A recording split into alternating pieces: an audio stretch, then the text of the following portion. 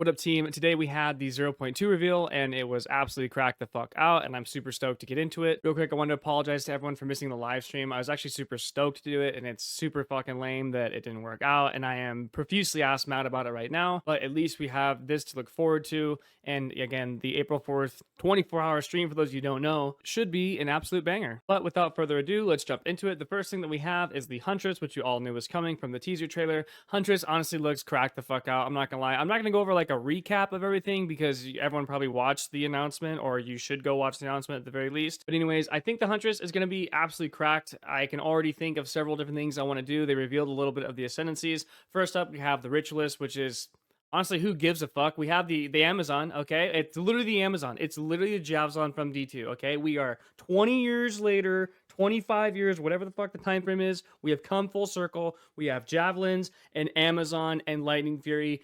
GG. Who gives a fuck about this dumbass ascendancy where you like, I don't know, stab the fucking ground and get one headhunter mod after 30 seconds of an animation? Like, fucking tight, dude. Apparently, the Huntress does a bunch of other dumb shit, like jumping in and out of combat and having a wide variety of combos to use between melee and ranged, blah, blah, blah. Fuck all that. This is a spear throwing simulator. Just give me a 4-socket Monarch, Talthol, Ord Am, and a Titan's Revenge. I will maybe consider going melee if there's a Thunderstroke. Aside from that, all this other dumb shit is a hard pass. Moving on, you wouldn't have guessed it, Warriors caught another fat fucking L. First up, for our warriors out there, we have the Smith of Kitava.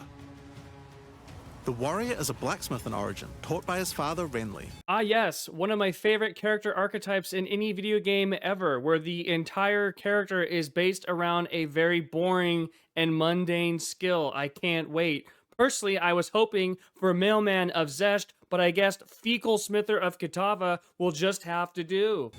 With this ascension, you can take your smithing skills to new heights by embracing power from the insatiable one himself, Kitava.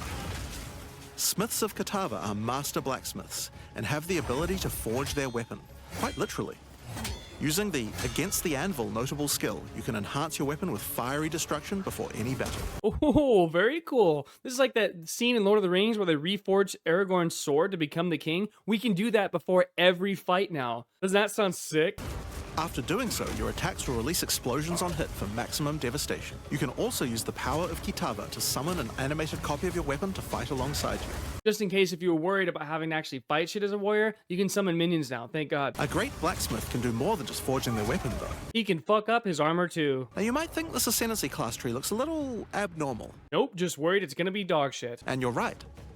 By taking this point here, which is free to assign, your character is unable to equip body armors with mods of any kind.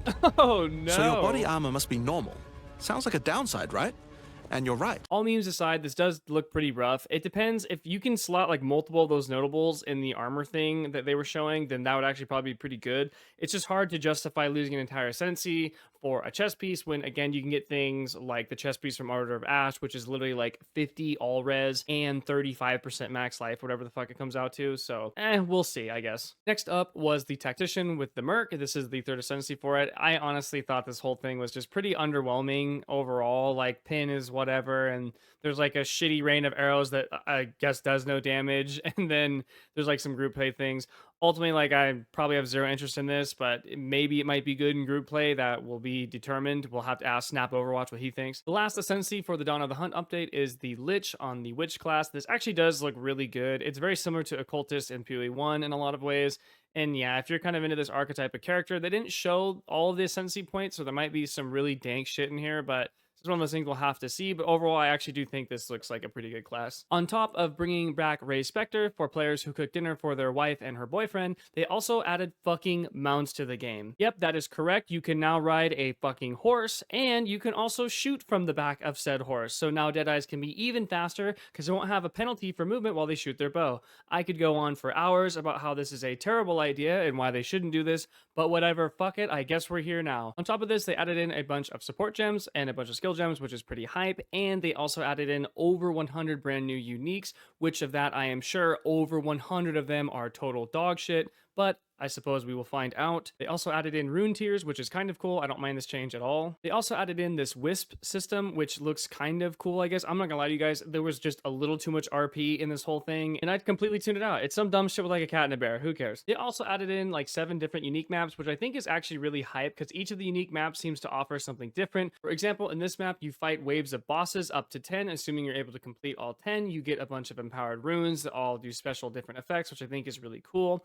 In addition, they added in the Lake of Kalandra, which was a thing from PoE 1, and it's a really cool map. Actually, I just like how it looks. But here they double all the rares, and then if you can make it to the end, you get special crafting bases for amulets and rings. While I've never been a big fan of these bases from Heist and PoE 1, at this point in PoE 2, fuck it, I'll take anything. Like, who cares? I'm happy to see this. I think this will be pretty fun to work with and see what we can get. One of the biggest changes that I'm actually really hyped for is the changes to essences. What we have here, this is the unique map where you can go around and select a bunch of different essences, and whichever ones you kill, they all add into one major big boss at the center of the map, which I think is dope. I'm actually really kind of hyped about a lot of these unique map changes. I think that they'll add a lot of much needed flavor to the mapping experience. On top of the unique essence map itself, essences are now corruptible using Val Orbs. Thank God. This means you can add essences, they can upgrade, and they also added in the corruption essences, the big main ones, essence of insanity, horror, delirium, and whatever the last one is. You can now upgrade graders into those, which is also hype as fuck. So I think essences are going to be a lot better now, which it adds another layer to farm with, which I think PoE 2 desperately needed, and I love farming essences, so I'm all down for this. They also added Rogue Exiles, which I wasn't sure about how I felt when I first saw this, but the more I think about it, the more I think Rogue Exiles will actually be kind of hype as fuck in PoE 2. I really like the idea that they drop a guaranteed unique and you can see it what's under their name bar, so it kind of adds like some risk to the fight, which adds a lot more stress, which I think is a good thing, potentially, assuming the uniques aren't total trash every single fucking time. And I think PoE 2 is just better fit for Rogue Exiles. After farming Rogue Exiles in Freesia, and it's just like the most psychotic, instantaneous, crackhead mess simulator I've ever played in my entire fucking life, I actually think a slow-paced version, kind of what they're showing in this, would be a lot better. Another thing that they're adding in is unique strongboxes. I have nothing but reserves and trepidation in regards to this idea. I fucking hate strong boxes in PoE 2. I'd rather chop my dick off than open them, but we're gonna let them cook, okay? We're giving one last shot, and we're gonna cross our fingers as hard as we can and pray to God it's not 7 minutes in a fucking map to do unique strongbox to get some dog shit unique. They changed the way that corruption works in maps, and honestly, thank God. I think that this is a way better version of doing it. I also kind of like that this is how you get Atlas points.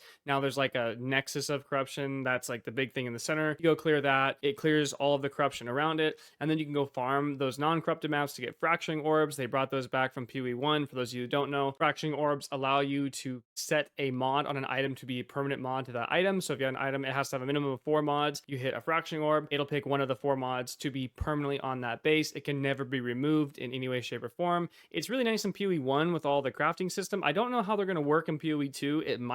It's probably going to be nice no matter what, but I doubt it'll be as useful as it is in PoE 1. And finally, we arrive at probably the most important question of 0.2, which is what are they doing with towers? And I think the tower changes are actually hype as fuck. First and foremost, they're reducing the total number of towers by 66%, which is massive. This will make it far less monotonous and tedious to grind them out in maps because they will be significantly less frequent. They will have much larger radiuses, so they will cover more maps, so you just have to run them less and less overall. And what's nice is they're actually going to have significantly less amounts of overlap, which is a big deal because one of the issues is when you have a ton of overlap, it forces you to prioritize the towers that are within that overlap. So then when you run all the maps that are under all of the radiuses of the towers, they're as juiced as they possibly can be. This leads to far more tedium than is necessary. In addition to the reduction in the total number of towers, as well as the increase of radius, they made it so you can now slot multiple tablets in a tower, and tablets just have their base amount of mechanics applied increased by essentially what looks like double. And then on top of that, the higher tier of waystone that you run, it increases the amount of mechanics that you apply to the maps surrounding a tower.